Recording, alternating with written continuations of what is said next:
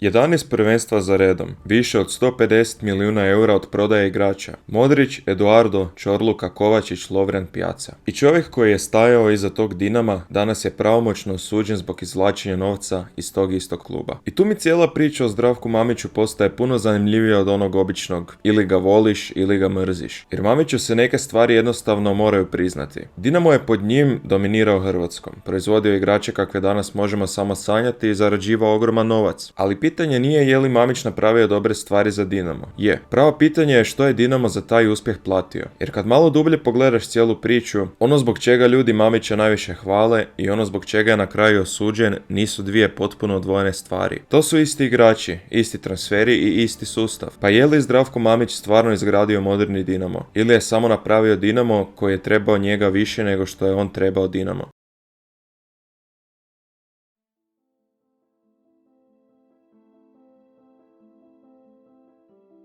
Kad se danas priča o Mamiću, često dobiješ dojam kao da je on došao u klub koji nije imao ništa i onda ga praktički sam napravio ovakvim kakav je danas. To baš i nije tako. Prije nego što je Mamić preuzeo stvarnu kontrolu nad klubom, tadašnja Croatia Zagreb tijekom 90. godina osvojila je 6 naslova prvaka Hrvatske. Krajem desetljeća 2 sezone zaredom igrala je Ligu prvaka. I to nije bilo samo ono, ušli smo u skupinu pa su nas svi razbili. Dinamo, odnosno Croatia, 1999. na Old Traffordu igra 0-0 protiv Manchester Uniteda, koji je nekoliko mjeseci ranije osvojio praktički sve što se moglo osvojiti. Ni Dinamova škola nije Mamićeva ideja. Hitred Skacijan postoji još od 67. godine, a Dinamovi juniori osvajali su prvenstva i prije nego što je on preuzeo glavnu riječ u klubu. Ja se tog Dinama prije Mamića osobno praktički niti ne sjećam. Kad sam ja ozbiljnije počeo pratiti nogomet, Mamić je već bio svugdje. Za mene je kao klinca jednostavno postojao Dinamo i postojao je Zdravko Mamić uz njega. I možda je baš zato moje generaciji lako dobiti osjećaj da je jedno od uvijek išlo s drugim, ali nije. S druge strane, bilo bi jednako glupo praviti se da je Mamić 2000-ih ušao u neki savršeno uređen klub. Financijski je Dinamo bio u ogromnom problemu. Dugovi su se godinama gomilali, 2002. otvoren je stečaj s dugom oko 350 milijuna kuna, a prije i poslije toga klub je prolazio kroz brisanje dugova, pretvorbe i razne pokušaje da se cijela stvar uopće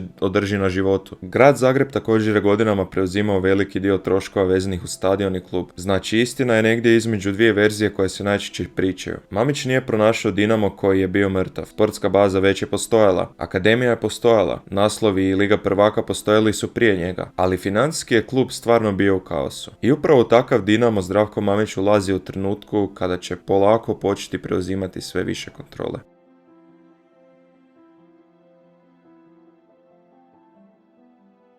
Mamićeva priča s Dinamom zapravo počinje puno prije nego što ga većina nas pamti. Već početkom 90-ih bio je glavni direktor kluba. Nakon toga je nekoliko godina proveo izvan Dinama, a 2000. ponovno se vraća. 3 godine kasnije postaje izvršni dopredsjednik. I tu zapravo kreće Mamić kakvog danas svi znamo. Odlaze ljudi poput Velimira Zajaca i Marijana Vlaka, a Mamić kroz sljedeće godine sve više preuzima sportske i poslovne odluke u klubu. I meni je tu uvijek bio najluđi jedan detalj. Zdravko Mamić nikad nije bio vlasnik Dinama. Nije bio ni predsjednik. A ako pitaš gotovo bilo koga tko je tih godina zapravo vodio klub, odgovor neće biti ime predsjednika. Biće Zdravko Mamić. On razgovara s igračima, s roditeljima, s menadžerima, sudjeluje u transferima. Treneri dolaze i odlaze ogromnom brzinom, a od 2003. do 2016. Dinamo će imati čak 15 promjena trenera. Praktički sve bitno prolazi kroz jednog čovjeka. Samo što sportski rezultat u početku uopće nije izgledao kao neka revolucija. Dapače, sezona 2004-2005 jedna je od najgorih u modernoj povijesti Dinama. U zadnjem kolu regularnog dijela prvenstva Dinamo treba samo jedan bod protiv Slaven Belupa da završi među 6 najboljih momčadi u Hrvatskoj. Izgube 3-1. Dinamo Zagreb završi u ligi za ostanak. Na kraju su 7. Hrvoje Štrok kasnije je tu sezonu opisao na najbolji mogući način. Liga za bedaka. I zamisli tada nekome reći da će taj isti klub od sljedeće sezone krenuti u najdužu dominaciju koju je hrvatski nogomet ikad vidio. Jer već iduće sezone Dinamo postaje prvak. I nitko im neće uzeti prvenstvo sljedećih 11 godina. Zato koliko god se meni neke druge stvari iz Mamićeve ere ne sviđale, taj dio mu ne možeš samo izbrisati. Od kluba koji je završio 7. napravljen je klub koji je postao praktički nedodirljiv u Hrvatskoj, a način na koji je to napravljeno još je impresivniji.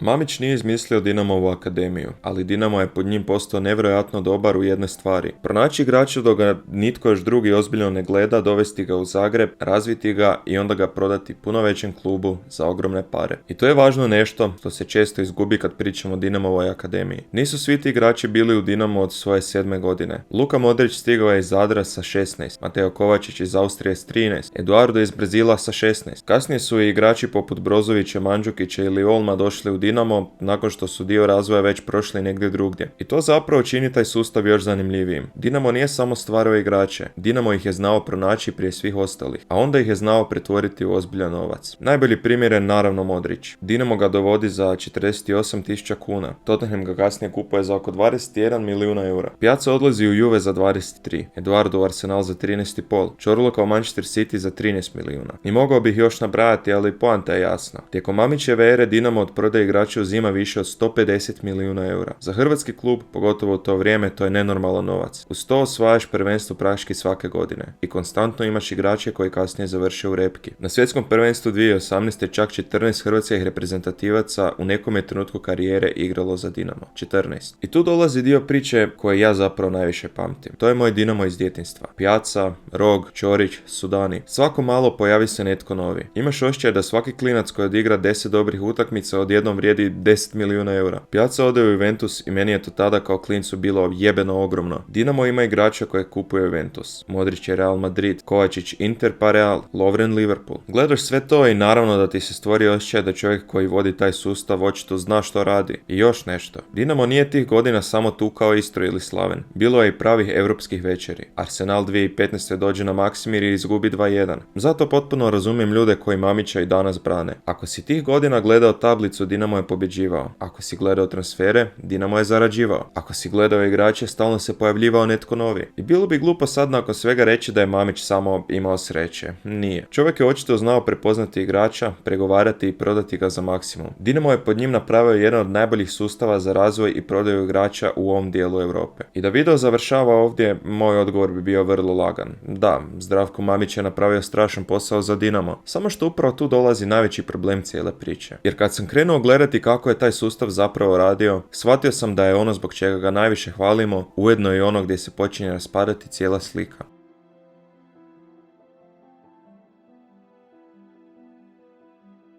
Opet se vraćamo na igrače. Dinamo pronađe mladog igrača, dovede ga, razvije ga, proda ga. Klub zaradi milijune. Sve super. Samo što je Zdravko Mamić u isto vrijeme imao i privatne financijske odnose s dijelom tih igrača i njihovim obiteljima. Ulagao bi vlastiti novac u mlade igrače, a za uzvrat bi s njima ili roditeljima dogovarao dio buduće zarade. I već tu imaš dosta očit problem. Čovjek koji u Dinamo odlučuje o tvojoj karijeri istovremeno može osobno zaraditi ako ti jednog dana napraviš veliki transfer. Ako igrač uspije, zaradi klub. Ali može i zaraditi i čovjek koji vodi klub. I onda priča postaje još kompliciranija. U drugom kaznenom predmetu pojavljuju se igrači poput Ante Ćorića, Nikole More, Alena Halilovića, Tina Jedvaja i Matea Kovačića. Tu odmah moramo biti fair. Za taj dio Zdravko Mamić nije pravomoćno osuđen. Govorimo o onome za što ga tužiteljstvo tereti, a ne o konačnoj presudi. Prema toj optužnici Dinamo bi igračima davao pravo na dio buduće transferne odštete, nakon čega bi se taj novac kroz dodatne ugovore prenosio prema tvrtkama povezanim s Mamićevim krugom. Kako će taj predmet na kraju završiti, stvarno ne znam. Ali već sama činjenica da se isti obrazac opet vrti oko mladih igrača i transfera pokazuje zašto je cijeli sustav bio toliko problematičan. I onda sam u istraživanju za video naletio na broj koji mi je možda najbolje objasnio kako je Mamić mogao imati toliku moć u Dinamu bez da je ikad formalno bio njegov vlasnik. 90,11%. Toliko je 2016. Dinamovih prihoda dolazilo samo od dvije stvari. Transfera igrača i UEFA-inih nagrada. Preko 90%. Znači Dinamo financijski nije živio primarno od ulaznica, dresova ili televizijskih prava. Živio je od toga da razvije igrača, proda ga i igra Europu. I ako ti kontroliraš igrače i transfere, praktički kontroliraš ono od čega cijeli klub živi. Odjednom je puno lakše razumjeti kako čovjek bez titule vlasnika može biti važniji od praktički svih ljudi koji formalno sjede iznad njega. Njemu vlasništvo nije niti trebalo. Tu mi osobno postaje nemoguće odvojiti dvije verzije Zdravka Mamića. Onu dobru, koja stvara igrači milijune, i onu lošu koja ima privatni interes u cijelom poslu. Jer to nisu dva različita Mamića. To je isti sustav, isti igrači, isti transferi i isti čovjek.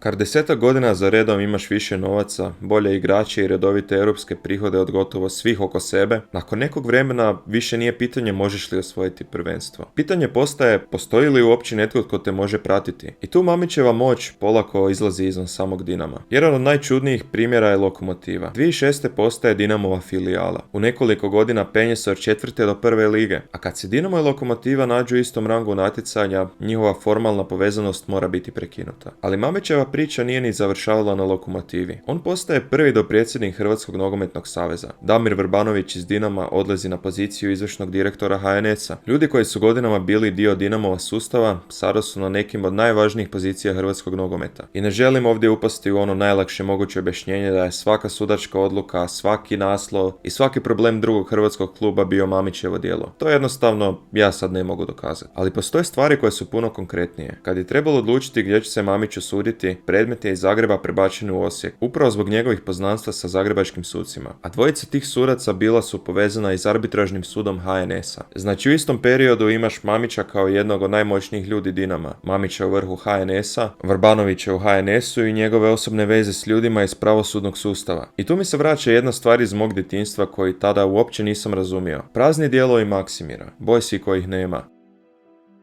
Bojkoti. Meni je to kao klincu bilo jako bizarno. Dinamo osvaja svake godine. Gledam Pjacu, Roga i Ćorića. Zašto pobogu netko tko voli Dinamo namjerno ne želi doći gledati Dinamo? Tada mi je to izgledalo skoro kontradiktorno. Tek kasnije shvatiš da njihov problem nije bio hoće li Dinamo taj vikend dobiti 3:0. Problem je bio puno veći. Tko zapravo upravlja tim klubom? Kako se u tom klubu donose odluke? I kako uopće možeš nešto promijeniti ako jedan čovjek ima toliku moć? Jer u jednom trenutku postaje stvarno teško objasniti gdje završava Zdravko Mamić kao čovjek Dinama, a gdje počinje Zdravko Mamić kao menadžer, čovjek HNS-a i privatni biznismen. I upravo zato je dio navijača bio spreman prestati dolaziti na stadion, čak i dok njihov klub osvaja gotovo sve.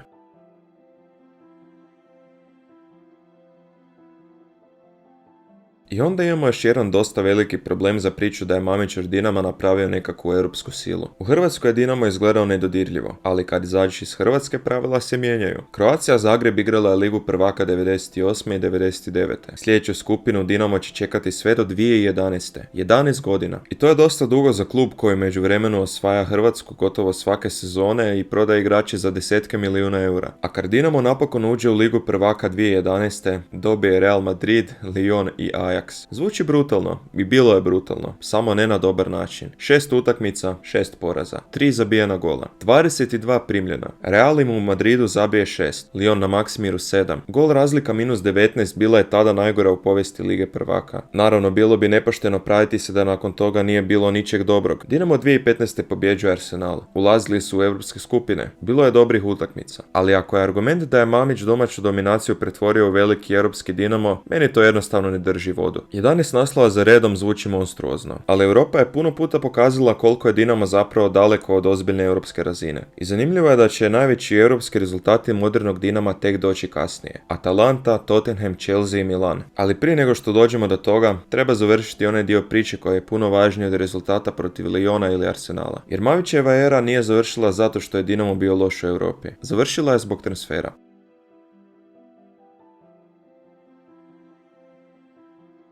2018. godine Zdravko Mamić je osuđen na 6,5 godina zatvora. 2019. godine Vrhovni sud potvrđuje presudu. Od tog trenutka više ne pričamo o tome misli netko da je Mamić kriminalac ili ne. Postoji pravomoćna presuda. Sud je utvrdio da je Dinamo oštećen za oko 116 milijuna kuna, a država za još 12 milijuna kuna poreza. A opet se vraćamo na transfere. Luka Modrić, Dejan Lovren. Obrana je tvrdila da su igrači imali pravo na dio novca od transfera. Sud je zaključio da ti dogovori nisu postojali na način na koji se kasnije tvrdilo i da su aneksi ugovora napravljeni naknadno. Drugim riječima, prema pravomoćnoj presudi, preko transfera igrača iz Dinama je izvučen novac. I meni je tu iskreno teško slušati priču da Mamića treba pamtiti samo kao čovjeka koji je Dinamo zaradio milijune. Jer opet smo završili na istoj stvari. Modrićev transfer u Tottenham sportski je jedan od najboljih poslova koje je Dinamo ikad napravio. I taj isti transfer postane dio slučaja zbog kojeg čovjek koji vodi Dinamo završi pravomoćno osuđen. Uoči izricanja prvostupanjske presude Mamić odlazi u Bosnu i Hercegovinu. Torinu. Tamo ostaje i Hrvatska ga ne uspijeva izručiti. Kasnije dio novca iz presude vraćen državi. Ali Mamić se u Hrvatsku nije vratio služiti kaznu. Njegova obrana cijelo vrijeme praktički je ista. Hrvatsko pravosuđe je korumpirano. I tu moram priznati nešto što cijelu priču čini još luđom. Dio ljudi oko tog pravosuđa stvarno je kasnije završilo u ozbiljnim problemima. Jedan od sudaca u njegovom prvom slučaju kasnije je razriješen sudačke dužnosti. Mamić je nakon bijega javno tvrdio da je podmićivao osječke suce kako bi mu pomagali, a zbog tih optužbi kasnije je pokrenuti poseban kazneni postupak. Taj predmet još nema pravomoćan završetak i mislim da je tu važno ne otići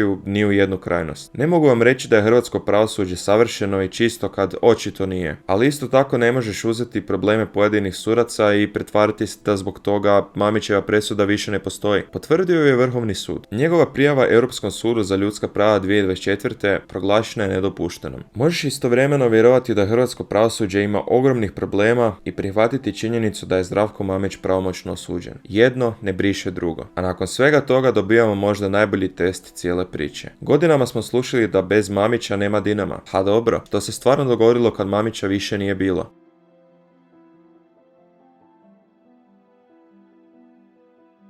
Ako je Mamić stvarno napravio Dinamo ovisnim o sebi, onda bi njegov odlazak trebao biti katastrofa. Nema Mamića, nema više igrača, nema transfera, nema Europe, klub pada. Samo što se to nije dogodilo. 2019. Dinamo u Ligi prvaka razbije Atalantu 4-0. 2 godine kasnije događa se Tottenham. Prvu utakmicu Dinamo izgubi 2-0. Na Maksmir dolazi Mourinho s Kaneom, Baleom i ostatkom Tottenhama. Oršić zabije 3. 3-0 i Dinamo ulazi u četvrtfinale Europa lige. A postoji još jedan detalj koji cijelu večer čini još zanimljivijom. Zoran Mamić dao je ostavku samo 3 dana prije utakmice nakon što mu je potvrđena zatvorska kazna. 3 dana nakon odlaska posljednjeg Mamića s klupe, Dinamo napravi jedan od najvećih rezultata u povijesti kluba. 2022. na Maksmir dolazi Chelsea. Dinamo pobjedi 1-0. Preko 20.000 ljudi na tribinama. A onda u sezoni 24-25 Dinamo u novoj Ligi prvaka uzima 11 bodova. Pobjeđuje Salzburg, pobjeđuje Slovan, na Maksmiru pada Milan. Dinamo završi samo jedno mjesto ispod prolaska dalje. I sad se samo vrati na 2011. 0 bodova. 3-22. Teško mi je nakon toga tvrditi da se Dinamo bez Mamića sportski raspao. Ako je išta, najveći europski rezultati došli su kad njega više nije bilo. A možda još veća promjena dogodila se izvan terena. Godinama su Boysi i dio članova Dinama tražili nešto što zvuči poprilično normalno. Da članovi kluba stvarno mogu birati ljude koji taj klub vode. 2025. Dinamo konačno mijenja statut. Jedan član, jedan glas. Članovi direktno biraju skupštinu. Održavaju se prvi demokratski izbori po novom sustavu. I tu mi se cijela priča vraća na ono što sam gledao kao klinac. Prazan Maksimir, Boysi koji ne dolaze na sjever, klub koji osvaja prvenstvo pred hrpom praznih stolica. Tad sam mislio, pa zašto jednostavno ne dođete navijati i gledati Dinamo? Danas je puno lakše razumjeti odgovor. Jer njima očito nikad nije bilo samo do toga hoće li Dinamo biti prvi. Htjeli su svoj klub nazad. I tu je možda najbolja simbolika cijele priče. Velimir Zajec bio je jedan od ljudi čijim je odlaskom početkom 2000-ih Mamić dobio još više prostora za preuzimanje kontrole. Više od 20 godina kasnije Zajec ponovno odlazi. Samo što ovaj put nasljednika ne određuje zatvoreni krug ljudi u klubu. Glasuju članovi Dinama. Naravno da današnji Dinamo nije savršen. Niti je odlaskom Zdravka Mamića preko noći nestala svaka čudna stvar iz hrvatskog nogometa. Ali jedna stvar je nestala. Ideja da Dinamo bez jednog čovjeka ne može funkcionirati. Bez Mamića je nastavio prodavati igrače. Nastavio osvajati prvenstva. U Europi je napravio neke od najboljih rezultata u svojoj povijesti. Navijači su se vratili i članovi danas imaju puno više kontrole nad klubom nego što su imali u njegovo vrijeme. Pa nakon svega toga možemo se konačno vratiti na pitanje s početka. Je li Zdravko Mamić izgradio ili uništio Dinamo? Moj odgovor je zapravo niti jedno, niti drugo. Mamić nije izgradio Dinamo od nule. Klub je praktički postojao prije njega, imao je akademiju, osvajao je prvenstva i igrao Ligu prvaka. Ali bilo bi jednako glupo praviti se da Mamić nije napravio ništa dobro. Napravio je. Bio je nevjerojatno dobar u pronalaženju igrača, transferima i stvaranju sustava koji je Dinamo donosio novac. Problem je što taj sustav s vremenom postaje toliko vezan uz njega da se više nije moglo jasno vidjeti gdje završava interes Dinama, a gdje počinje interes Zdravka Mamića. I zato ovu priču danas gledam skroz drugačije nego kao klinac. Tada sam gledao Pjacu, Roga, Ćorića, Sudanija, gledao kako Dinamo svake godine osvaja i nisam razumio zašto su dijelovi stadiona prazni. Danas ih razumijem puno više, jer Mamić je otišao, Dinamo nije. Klub je nastavio pobjeđivati, nastavio igrati Europu. Navijači su se vratili. Možda je upravo to najbolje najbolji odgovor na cijelu priču. Zdravko Mamić napravio je puno za Dinamo, ali Dinamo nikad nije bio njegov. Sad me baš zanima što vi mislite. Je li Mamić na kraju Dinamu napravio više dobrih stvari ili više štete? Napišite dolje u komentarima. Ako vam se sviđaju ovakve dublje priče iz hrvatskog nogometa, pretplatite se na kanal. Vidimo se u sljedećem videu.